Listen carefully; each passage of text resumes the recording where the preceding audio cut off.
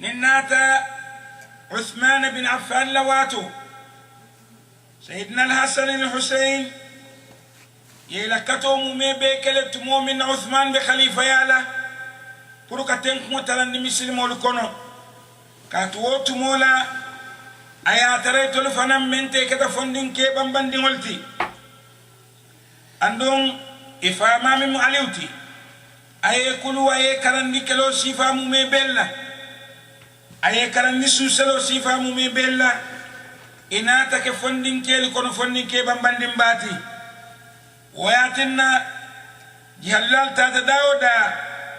sayyidina al-hasan al-husayn katare kono le andong alon ko jihado kono Hussein ni al-Hasan yakato kale han foy dunta molu kono minni jihado futandin nafata fillah wonyama fanan ya jihado kale han foy futata Tubrustan kila la baymbaygo sangitan sabanjango wato minna molu ngapita Sayyidina Usman kan ila fita kafa mo jawol wulu takarol mu me bela سيدنا علي الحسن الحسين تاكي بولا كويلو يكنترو كي فتنو كان فتا عثمان لا تورو كان لا عثمان كان الحسن الحسين ناتلو داتو مومو كوي بدونا كان فتنو لا إسي بلان إتولا ولو تمولا مومن فريكنو نيسا دون عثمان كان نيسا كوكالا برمو جاولو itada dimba mala karadola jana bungo karadola jana wayatinna al-Hasan al-Husayn botela lodlato kajibe puruga Usman kisandi masibo le min wula kamma jawol nata dum tumo min ne boteloto itata sayyidina Usman tara abi al-Qur'an karam la yafa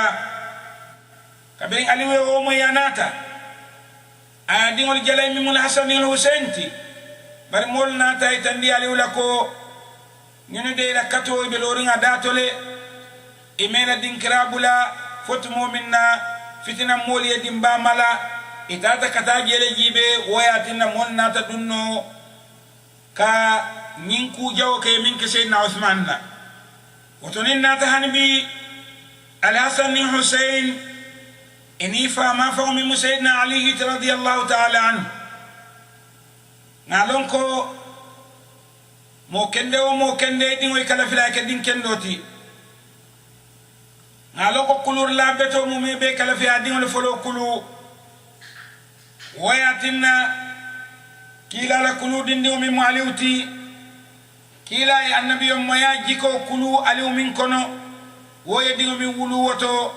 kuluro la karola mote ngin kar kala woto aliu lota dingo ni ele ko lonna wulula kalamtala anyanta lola dingole nyamin ali wala khalifa ya tara dingol kamalta wayatina kelewo kele keta ali wala wato meseke marakatu safain dindingol ma beta wotole meseke kafitino bayi muslimol dammal tema dingol ma beta mu me betole andon خليفة بال من بكو عمار بن ياسر والمومي بي إلا تنين دين دين كان كتونيا لون دي كتر عليو دالا واتو من نفتنو ولين دي عليو كان عمار بن ياسر تلتا مولو كونولي حسن حسين دالا منو كتا puro katonya londi kahako di hakati Allah walunga marka fokof ya ayuhan nas أقوالتو المولو سيروا بنا نحو هؤلاء القوم ألينا تنين مولو كم منو لفتك دينو تينيا الذين يزعمون منو كاميرك أنهم يثأرون لعثمان إبدينا تينيا لك فكوي تلنا تكجوني جولك عثمان والله ما قصدهم الأخذ بثأره مولا همو من كنينتني كوي كنا عثمان كنا ولا جلوجو ولكنهم ذاقوا الدنيا واستعذبوها بر الدنيا يقول ان الدنيا دياتي دا امام بريتو نيا ناتا ما علي ولا فتو نيا من ناتا ما نادينلو وعلموا أن الحق يهول بينهم وبين ما يتمرغون فيه أني يالون كتونيا بدوني نمفن تيمالي بلفر منا من شهواتهم من سكيل نيديالتي ودنياهم أن إلى دنيا نالونكو سيدنا علي رضي الله عنه وكرم الله وجهه ولما تمي يالونكو على خليفة يا من ومي باكه باوا بخليفة يا كلواتو منا قل يا بالي بلار مسلم ولكان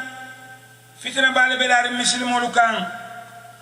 وياتنا سيدنا عثمان فاقولا إنات فيرك كاتي سيدنا علي فننفا تمومنا بمولك الله كنا سلوكان سبا سلوكان أريمالونغو سنكرو تلتان أنينسي كلا لباين باين وسنجتان نانينجانو عبد الرحمن بن ملجم أي سيدنا علي ترندي أيا فلي مربالا كسيدنا علي برما نيا جولة وكتاو سبا جونو له فتر ما فملا وتلي فلان جانو سيدنا علي نيسن مسلطة كتا ماري كان بل علي دي جنن ألبانيو تالا أيا دين ولكل الحسن والحسين أدين دين كتنولو أكويكو أوصيكم بتقوى الله ربكم مبالي وسيلة سلسلة الماري لا تلمو ألتي ولا تموتن إلا وأنتم مسلمون الكان فاف اليتر مسلمين واعتصموا بحبل الله جميعا الممي على الفندن على الجلولة ولا تفرقوا الكان جنجان فإني سمعت رسول الله صلى الله عليه وسلم كاتنت ألو دنين يموي كيلا لا كافوكو إن إصلاح ذات البين كوكا تيمو بتيندي مولو تيمه أفضل من الصلاة والصيام ولي في سلون سمتي الله في القرآن بل وسيلة لقوت القرآن والسامته لا يسبقنكم إلى العمل سابق باربتو القرآن كميتا لي أن كوني مالكا ناسمونا لساوا وطوة دملو الله في الفقراء والمساكين بوسيلة لي كرولا أرسل كيلو تفوار من مسكين التو أشركوهم في معاشكم الفوار من مسكين الدنيو يالا بلولتو لا تخافن في الله لومة لائم أنا لقوت والكانا السلا ملندر لا ملندر له يكفيكم من أرادكم وبغى عليكم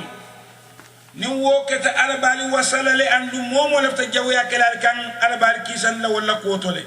لا تدعوا الأمر بالمعروف ألكان يفنو كموليا مركوبة الله والنهي عن المنكر ألكان يفنو كفتندرو كنكركو الله وقولوا للناس حسنا ألسكم من يما فموليا كما أمركم الله قال يا مريم عليكم بالتواصل ألتوك نيوماروكي ألتون دينولو وإياكم والتدابر الدمال كان الكودي نيولا وتعاونوا على البر والتقوى ألنيو ديموكي ألنيا سلامو كان كوني ما كي كان ألنيا سلامو كان ولا تعاونوا على الإثم والعدوان ألكانا نيو ديموكي جنبكو كي كان جويا ثم قال لابنه محمد بن الحنفية وقال تكألونا تفادوا من محمد بن الحنفية تكايكو أوصيك بتوقير أخويك الحسن والحسين أكايم بوصيليه إسي كتو فلول إسي بونيا من الحسن والحسين لعظيم حقهما عليك كاتل حقو ورتي كم باكله فاتبع أمرهما إسي لكو نوما يامر من ديسا نوما ولا تقطع أمرا دونهما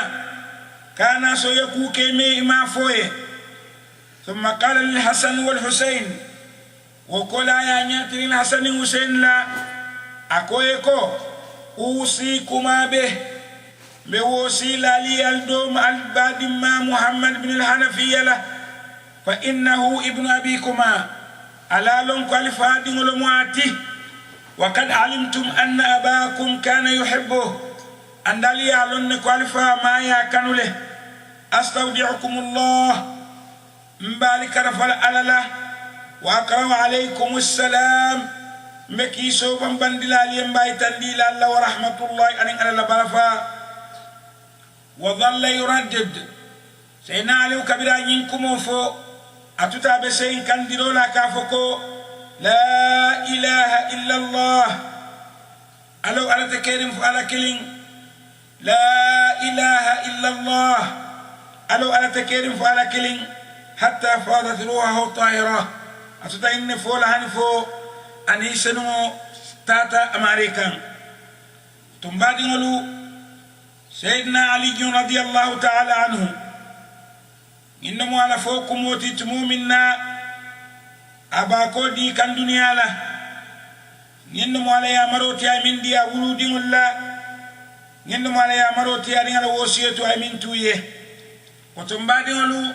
نمرون تهاني دي أنين أفهمو كتو مالكو تميم الحسنتي أجاكو الحسن أنين الحسين ila kebaya man jam fanyola wonya mabake bari al hasan siyatati al hasan dunata ke motimi ya lonko alay hikmato diala ay londo diala alay kilala duwalu jabi al hasan kuntole ko ya jabi husain kunto nyamin wayatinna al hasan hadith jamal fila kabo kilama al husain fana hadith jamal fila kabo al hasan ma immo fuloli mumebe annabi maya bungo ikuluta wala kono yelendo ke kero mim wala minti ye karandi alale imama ye karandi ifanate karandi e kanyim foko lundo ali radhiyallahu ta'ala anhu ay hasan sindila ka jarabi ka jibe faifa amro keleba akwasani ko كم بين الإيمان واليقين الإيمان يا أن دنكنيا من بيتيمة قال الحسن كو كفا ما يكو 4 أصابع بلكون ديناني هكي قال بين أليو كايا بانكن دي بان من بلكون ديناني هكي قال الحسن كو أليو يكو اليقين دنكنيا دي ما رأته عينك ولم ينيا منجه والإيمان لمن يد ما سمعته أذنك ولم يتلو يمين بي وصدقت به أنبياتنا يندي قال ألونا تفايكو أشهد أنك ممن أنت منهم سيديات كويتي الحسن إبكل مولو ميالون كويبوتا ولكونو ذرية بعضها من بعض دينو لمو ألدم مالي بوتا نيوكونو الحسن molo mi alonko alay fasaha diala anen lota ne oseneyata ay dia monu fokatambi nyimmo ala kacha doti akamin fonun ya ayyuhan nas aqatul mulu man arafani faqad arafani nimi yentelon de yellonne wa man lam ya'rifni nimi mallon dum fanan fa ana al hasan ibn ali انتلم حسنتي علي دما وانا ابن الوصي انتلم وصي موديمتي وانا ابن البشير انتلم سيون دير لا ديمتي وانا ابن النذير انتلم مسلم دير لا ديمتي وانا ابن الداعي الى الله باذنه انتلم كير لا ديمتي مي مولك لي كان على كان على فعل دنيو كان والسراج المنير انتلم لولوت مي علون كاب ملارين وأنا من أهل البيت الذين أذهب الله عنهم الرجس انت بقوم مولو كنول مني علونكو على نيوم بويكان وطهرهم تطهيرا أي سنيان دينيالا وأنا من أهل البيت انت بتبقوم لكنو بمولو من الذي افترض الله مودتهم علي منو دلنيو يا فرلا يندي كدنيو فرلا يندي على كل مسلم مسلم كان. فقال الله تعالى لنبيه على تلان إن فعلى النبي صلى الله عليه وسلم قل أفموليكو لا أسألكم عليه أجرا انت لما لننكا جولا كلا رياتهم كمن فعليه إلا المودة في القربى فو ألسنجو كسونيا كدلوكي أنين كبونيا دينا بعدين ستون الله يلولا ولا من دين والتي ومن يقترف حسنة نزد له فيه حسنا نمي يكوني ماك مبي كوني من لفاليك والقرآن يافنيامين فاقتراف الحسنة حسن كوتك كوني ماك دي مودتنا ولم كان تلدلنيو يا أهل البيت نتول من موكيلا لبوم مولتي أنو أنيلون كو كيلا باين سنجي تنجانو نصارى المنيا لونكو يبوتنا جيران إناتالي كيلا يكلي إسلامو كان إبالانتا أي القرآن كريه إبالانتا إناتا سون كافريا لايتوتاو كان إكو كيلا إكو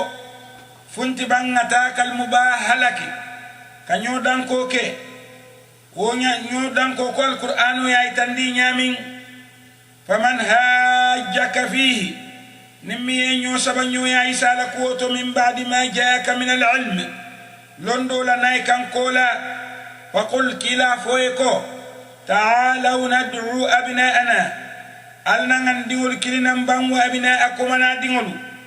ونساءنا نن مسول ونساءكم نن مسول وأنفسنا نفعل وأنفسكم نن الفعل ثم نبتهل وقولا نتعالى دانف ونجعل لعنة الله على الكاذبين نسأل الله دانكرو لا فنيا فولا الكام نجران نصارى لنا تسنين لي كو فلوتو يفندتيني لدنبا يالو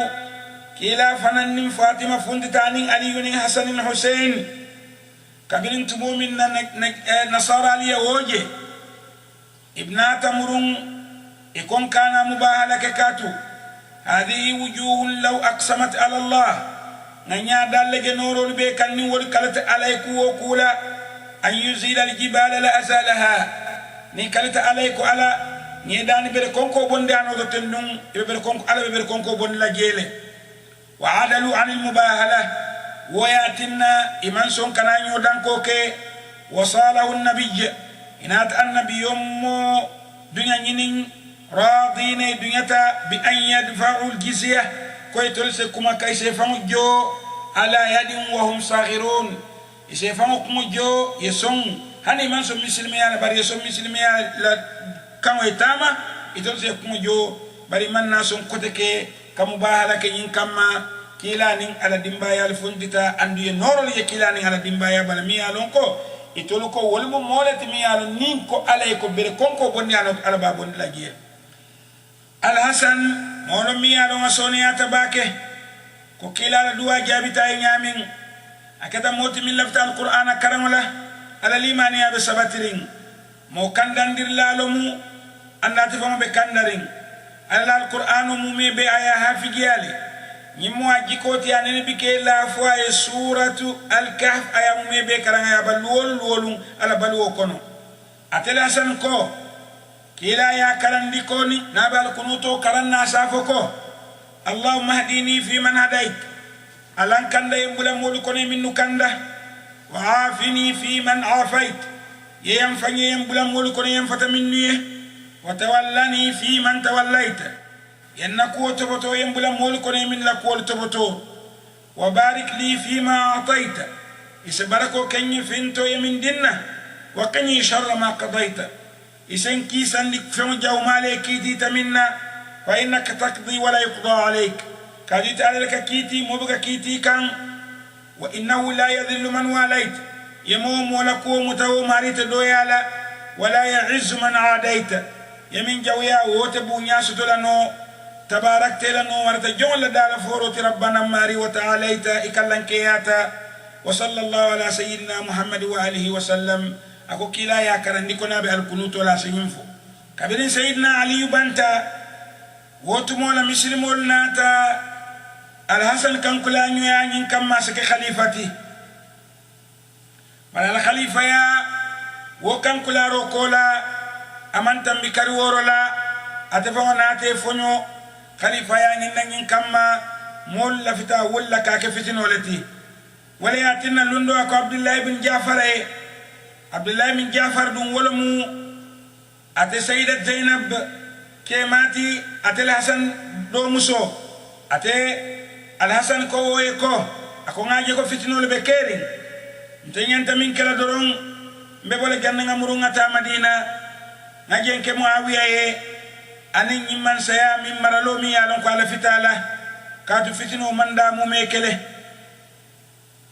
andu wobatina fanan yele bomo setala molu tema nin amambang bar abdullah bin jafar asontale ako al hasan yako yemin foto nyalamu wakili woke al imam hasan ala nyaton kayamamme bawo afanan nata dunia bula filarla dolla filaro toko yakuno leta ya ke ay domoro kono wo domoro nyin kabirin aya domo kuno nyin nata silala waleketa ala dunia bo sababoti yin fokot mu'minna ala saya wato sita aya do mal husaini kili akol husaini yako ya akhi tambadingo kad hadarat wafati nasaya wato fila sita de wahana firaqi lak andum wato sita mbe bulala sanyin wa inni lahiqum bi rabbi barante dem be mari ben dunyo yalale fa inni ajidu kalbi tataqatta akamulum fengi sobe kuntula sanyin wa inni la'arifun mimman dahiyat ntedellon tale mola mi yalon wala nyin kuna kole mo kenye domoro kono wa anni ukhasimuhu ila Allah yawm al-qiyamah bardu kare atuje ntede nin amari bina sonkala alayal sinin al-qiyamah ayatul imam Hussein agiso gota bake akola sani ya fay jamale nyin kuno ke aye anu fo be nyin al-haloto al-hasan kay ko in yakul ladhi adhunnu niya taranga mira mi yakuno kenye domoro to nin wala mutonyati wallahu ashaddu ba'sa ala yankan katole diminta wa ashaddu tankila andum ala juljo fanan wala kolayata wa in lam yakunhu niya tara manke woti ngamin mira fama uhibbu an yaqtula bi bari'a malla fina mufa momiya lon ko moseno lo mamam far ku kentela ko te ta faje wala nanta fale jamalamu wato yindomo al hasan lo lati ningal sita hanibi al husain la koto yin kamman be daminto nasulo be wala nim bakale pour ka tela ko itandi